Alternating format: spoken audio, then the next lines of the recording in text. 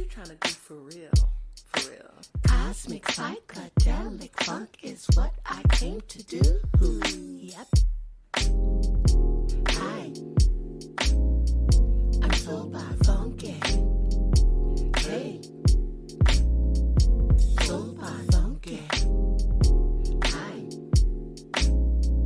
I'm soul by cosmic soul. Hey everybody, welcome to the Authors Authority Lounge. We are the official TV show for authors. I'm Alan T. Black. I'll be hosting the show today.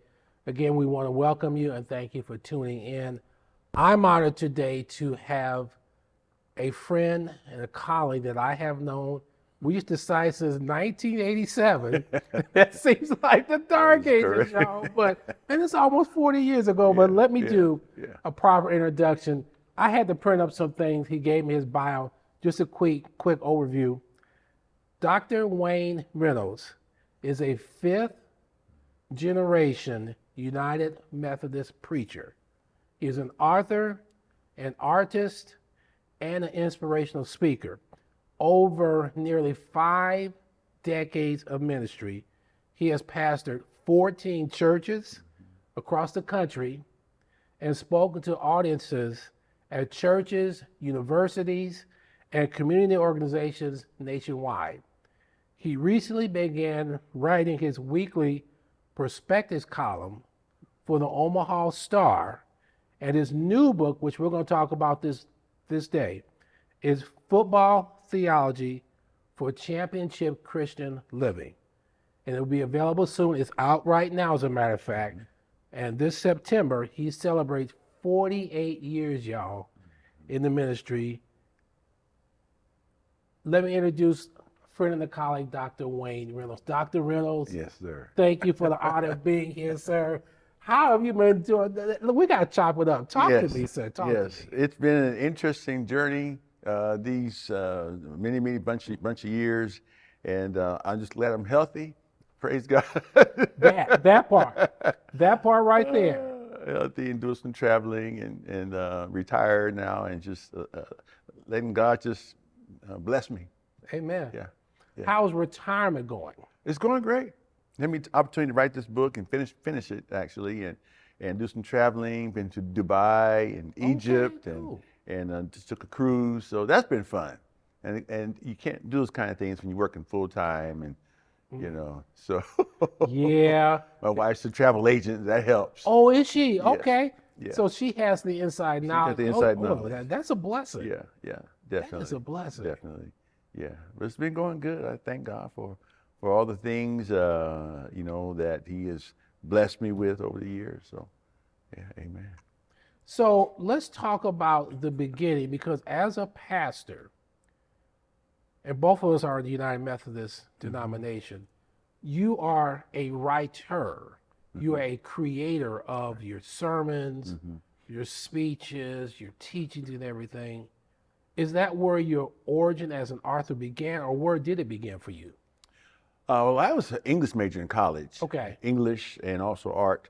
And I loved to write back then. So I've been writing for years and just been waiting to publish. I have probably at least 30 books that are just waiting in a file cabinet to just put the finishing touch on them. And but it's been so difficult, challenging time-wise. So I put the church first, Right. and the family first, and now that fatherhood is kind of off to the side because they're all grown adults now, and not pastoring gives me a chance to do what I want to do for me, because pastoring you're a public servant. That's true. And making hospital visits and meetings and those type of things, and so now the gift, and I think it's a gift. It's a gift, and right now I'm doing a second book. It's called Remembering Wilkerson, and it's an interesting book. A female director in Hollywood, and being passed over. Okay. And she learns from her grandmother about the family tree, and learns who she is. And it's very interesting because the grandmother is a griot, and a historian, and telling her about her African roots. And it's interesting. And when I first wrote this, when I got to the end, I was actually in tears. Wow. I was crying because it was so emotional. Right. How it ended, and this version of it, the second version, I'm actually probably this week I'll probably finish it up. Okay. It's about 10 chapters, and much shorter than the football theology. And it's a very moving story, and it just touches my heart, you know. And so yeah, so the next books, oh my God, I'm just having fun. You know, it's interesting that you say that because we all, as authors, have to find that dedicated time and space Yeah. when you say, okay, I can block everything else out, Yes. and now I can focus on this. So through your pastoral journey, how difficult was it to find, how should I say this, time for Wayne the writer? You know, I see books come out from pastors, and I think, how do you have time to write? Because if you're writing, your main writing is your sermon every week. Exactly. You know, and you got your meetings to do, and you got family, and so how do you find time to write? And I wrote very little about pastoring, and I said, well, when the time comes, God, you know, we're going to do our thing, and so that time has come. But I see T.D. Jakes. I saw book after book after book. Yep. Man's got 20,000 members, 50,000 members. How do you do that? You know, and so this platform now, retirement as a platform, gives me an opportunity to do that, and I can sit there and write, and write, and write. You get a little writer's block every now and then. Well, we all do. We all do. And write, and some very creative things that just happen, and you know, he is the inspiration, you know, and so I just thank God for how do you find the time? I just don't know how these guys do it, you know, because there's a point where when my dad was pastoring, we were told to not disturb him on Saturday evening at all. So I had never spoke to him from 10 o'clock to bedtime, whatever. Never talked to him. You mean 10 o'clock at night? 10 p.m. Saturday night. That was it. And we going to bed, you know, we're kids going to bed, you know, around that time, 10, 11 o'clock. And that was it. We never go in there and knock on the door. Hey, Dad, you got a minute? No. My mother told us, don't disturb your father. He's sermonizing. Oh, I like sermonizing. I'm going to have to write that word down. I've never heard it put that way, but it makes sense. Yeah, and it was okay. You know, it was okay. You watch TV and stuff. But yeah, that was interesting. So you said you were an English major in college. Yeah. Did you really start writing at that point with the thought one day I'll really get to the mountaintop as far as being published, or? Yeah, when I would turn my work in, one of the things that the teacher would do, and you really have a skill there. You're very good. And the students, we would read our papers, trade papers, and grade our neighbors' papers. And they said, "Man, wait, you're very creative." I wrote a magazine, and it was a comic book magazine, comic books. Really? And I was a big fan of comic books back then, and still am. And so they, man, you're very, hey, guy with superhero powers, and of course one of those is that's on the list to publish. Okay. And in that particular story, even back then, it was called Vorg and the Fiction Store. And Vorg is a German name, means cape. Because one thing I noticed about Superman, his cape. And Dr. Doom has a great cape. That's right. Okay. And Dr. Strange. Dr. Strange. I just thought about Dr. Strange. I just thought about it. And this guy's got a serious cape, but I can't go into too much detail. But his comic book store is kids don't you don't want to go in there. Okay. Don't go in there. And that's Vorg and the Fiction Story. So now I was in college, and it's still all the things I've written are still so ready. Right, right. And for some reason current, and so do you remember seeing the movie Joanna Man? Yes. Yeah. Well, years ago I had written something similar to that. So, but it was a woman. It wasn't a guy. Okay. It was an actual woman who could hoop. Like Cheryl Miller. I remember, back in Miller, the late 90s, somewhere there. Her brother was Reggie. Yeah. Yes. And the problem with that was she was better than him. And he admits that. And he admits that. Yes. So yeah, there's a takeoff that. This creative spirit. And so if you're being creative writing sermons, and sometimes when you're preaching, your creativity can take over and it should take over. Mm-hmm. And so doing that for the Lord, when is it my turn?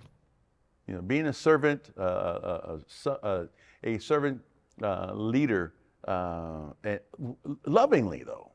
True. True. Lovingly. And so this is just fun, man. I have enough material right now that I could write for probably the next 10 years. And that's fantastic. Yeah. I'm happy for you. Yeah. So how did we get to the point? Hold up your book of football theology. We got to talk about that now because we've done the lead up. Yeah. How did this come to fruition where it went from here where it went to there? What was that story like? What was the journey like? Well, the journey with this book, Football Theology, it really came when I was living in Lincoln. And I noticed when I was pastoring in Lincoln, Nebraska, anyone who lives in certain cities in Oklahoma, Texas, Alabama, Nebraska, when it comes to football season, there's things are a little bit different. And I noticed that in the football world, there's a huge difference in the football world and the Christian world. And the football world is just an amazing institution, if you will. And I just learned one of the things that happened to me while living there. I'm an avid moviegoer. Okay. And I told the church that the best present for me would be a gift cards to a movie theater. And one year I got $150 worth of gift cards. Wow. Go to the show. Wow. And I used them all up. And that year I saw probably close to 100 movies at the theater. Wow. On game day, that first fall, I was asking the guy at the movie theater a couple questions. I said, "What are all these red shirts for? What's happening down here today?" And he said, "Oh, the football game." I said, "Oh, yeah, Cornhuskers. Okay, yeah, that's right. That's why parking is not free today, huh?" I said, "Yeah, that's why." Oh, Because you can I park forgot free. about They that. stamp your thing and so that opened the door to a lot of things that moment. Because if you say football church, church will not win that. No. And the book talks about where the church is in relation to football world, and it's not even close. Not even close. And but what football is doing and has done is something so fantastic that it's kind of, when I hear coaches say things, I want to thank God for this, championship and so forth, and they give God these little quotes, little thank yous, and I challenge all coaches, when you do that, is it sincere? That's it. Do you have a relationship with your pastor and your church? Are you active in your church during the off season? Because I know during season it's very difficult to do that. But I just saw we got Sunday, all day Sunday football. Yeah, that's true. Monday night, Monday. prime time. Yes. Thursday night football. Yes. Friday is nationwide high schools. Yep. Okay. And then Saturday is all day and all afternoon, all night Saturday. And when it comes to this is the reality we're living in. If you are planning any church events in certain cities on game day, you can forget it. Not going to It's happen. not going to happen. And I learned this just in a very, very straightforward, innocent way. Pastor, there's a game on that day. Check your calendar, and there won't be anyone there. And this is true nationwide. If you go to anywhere across the country, Texas, Florida, oh my God, Oklahoma, and there's a couple I mentioned in the book who told their daughter not to get married on that day. Seriously? That's the Auburn, Alabama Come game. on. And Seriously? she did it anyway, and they did not go to her wedding. Wait. You saying her parents Her parents told her. did not go to No. their daughter's? Right. They're alumni. They are Alabama alumni, and that's the Iron Bowl. That Okay, every yeah, year. that's major. Okay. That's major. And they bought an RV. Oh, so they're all in. Tailgate. They're all in. They're all in. Okay, know? I get it. Yeah. I get it. And so it's interesting. And over this time period, from 2005 on, I noticed that between 4,000 and 10,000 churches close their doors every year. Between 4,000 and 10,000 churches close their doors. Even seminaries are closing their doors because the enrollments are down. Retirement, okay, pastors retiring. That's true. Burnout, depression, which is interesting, pastors being depressed, and just, so the church world is going through a tough time. And I want to bring in the football world. You can help us out here. You guys have the energy and enthusiasm that I don't see. Nebraska has the NCAA record for sellout crowd. Do you know any churches that have been at full capacity since the 60s? No. Every Sunday. No. Because we don't love No. the church the way we love football. And concussion protocol. There's an ambulance at every high school, college, and pro game, every game. Yep. Because it's dangerous.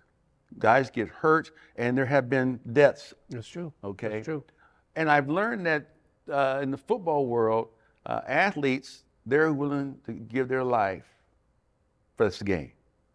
And I don't see that, nor do I see people paying $80,000 for a seat at a game, at a conference game, And so, then there's clock watchers in church. You go, you need to wrap this up, This is lived experience for you. Right. Lived experience. And I don't see that in football. Game overtime. Oh, this is a good game. 2 overtimes. Oh my God, it's been 4 hours. And so I just seen the whole world of football just, and these guys are out of the church, and so we just want you to kind of bring something back home. Are there things from the world of football in terms of the passion and the devotion that the church community could glean from? What would you say in that capacity? There's so much that the church needs to take a look at. And in the church, unlike football, the bar is not high. The bar is high in football. Mm-hmm. For athletes, there's a thing called discipline. Right. And you really can't do this game, if you're talking to a coach, you can't do this, give it 99%. You've got to give 100%. That's right. Okay, your buddy over here, your teammates are going to give 100%. In the church world, and we want the football world to bring it here. In the church world, you can be late to church. You can't be late as an athlete. No. There are penalties. No. If you're going to be a tither, just give what you can. You don't hear that in football. Just do what you can. No, there's no. That'll get somebody hurt. There's the Yoda from Star Wars. There is no do. There is no. What is that? Only do. Only do. And so, yeah, the football world, they have the bar is so high, and our bar is just not that challenging, and the level of expectation is not equal to football. And the level of commitment is not as great as football's commitment, And I'm seeing this, and how can the football mentality make the world a better world. And in here I talk about my great uncle, Uncle A.L., and another Dr. Reynolds. And his good friend, I forget his name, was a judge in Chicago. And he was also Minnie Riperton's pastor way back in the day. Okay. And so he told, the judge told my uncle, he said, Doc, it don't take all that. We get all worked up and loud and you're shouting and you're sweating and everything. It don't take all that to do church. It don't take all that. So they're going to the football game. The Bears are in a playoff game. They drive to the game, and it is cold in Chicago. It's playoff season. You know, it's really cold. You know, having lived there, I know this for myself. And so the game started, and it's down to the seconds on the clock, and Walter Payton's got the ball. He's doing his thing, you know, and the crowd on their feet, you know, and they're here, you know, and 5, 4, 3, and he jumps in over the crowd, over the big old pile of athletes there, football players, jumps over into the end zone. And the place is in pandemonium.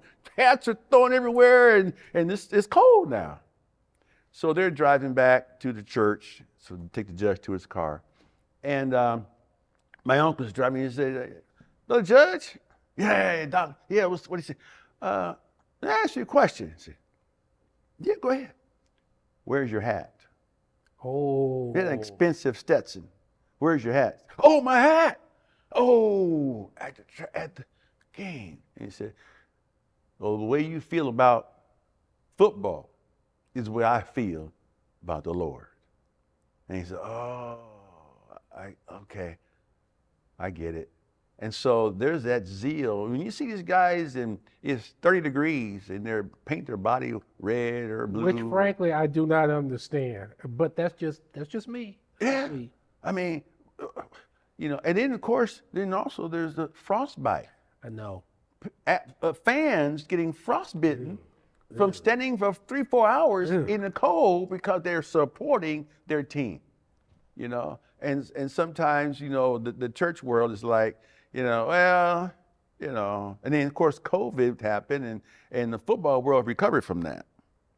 But some churches have not recovered fully from COVID, you know. And so I just learned a lot about, and in playing the game, you just have to, you can't give less than 100%, you know, every time you're out there.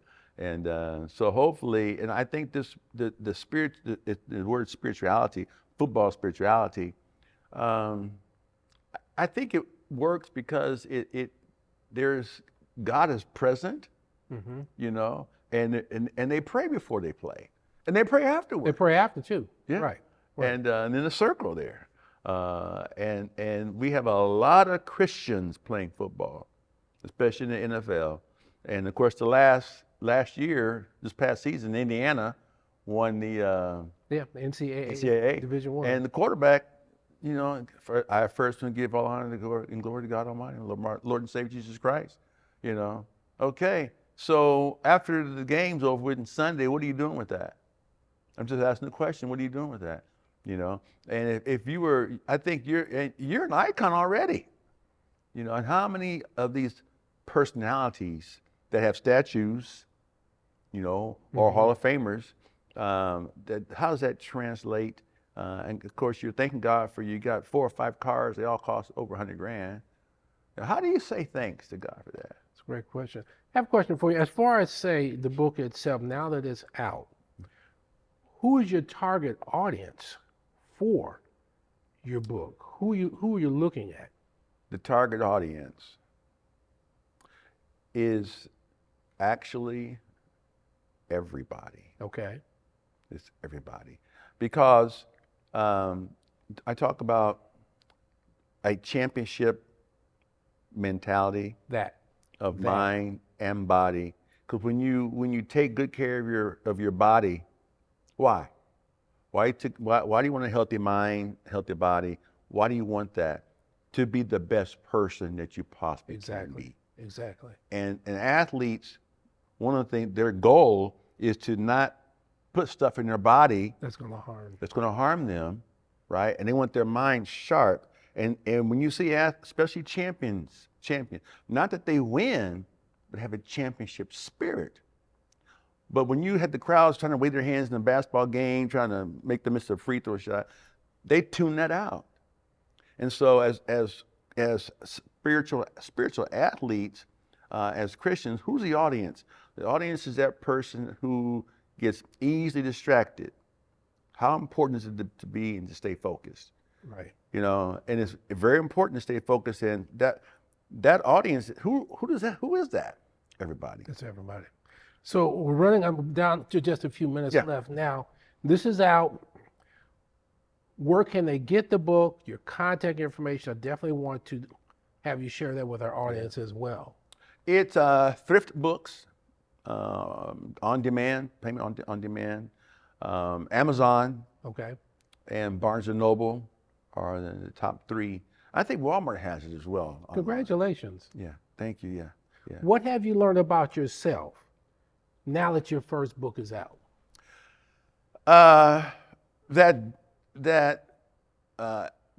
Being patient is important, Well, and patience does pay off.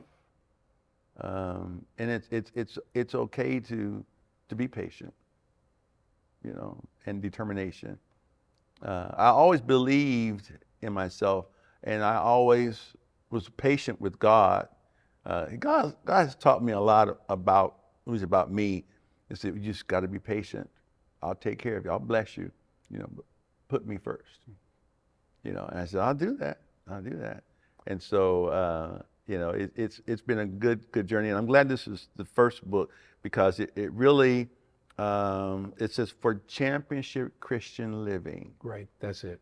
And it's important in the purpose, practice, and power of football spirituality. Okay. There's a movie before we close here where the coach is talking. There's a coach in the movie. The coach is actually a pastor in real life. He writes these sports movies or these Christian with a story about the Lord in it. But the athlete didn't think he could do this. It's called the crawl, and where you put a guy on your shoulders and you go down the football field. And he said, this guy who's like 135 pounds, 140 pounds on his back can't do it. And he said, just try it. And he ends up going the whole field, the whole 100 yards. He thought he could do maybe 10, 20 yards. And so, you know, it pushes us. Football, Right. it pushes Right. us. And sometimes we need a little push. I was just patient, and but I'm glad to get this done and moving on to the next project, and after that, the next one and the next one. Okay. So, Dr. Reynolds, thank you so much. I know we went over a little bit, but hey, it's been a blessing. Everybody, football theology for championship Christian living. Reach out to Dr. Reynolds. You will be blessed and you'll be inspired.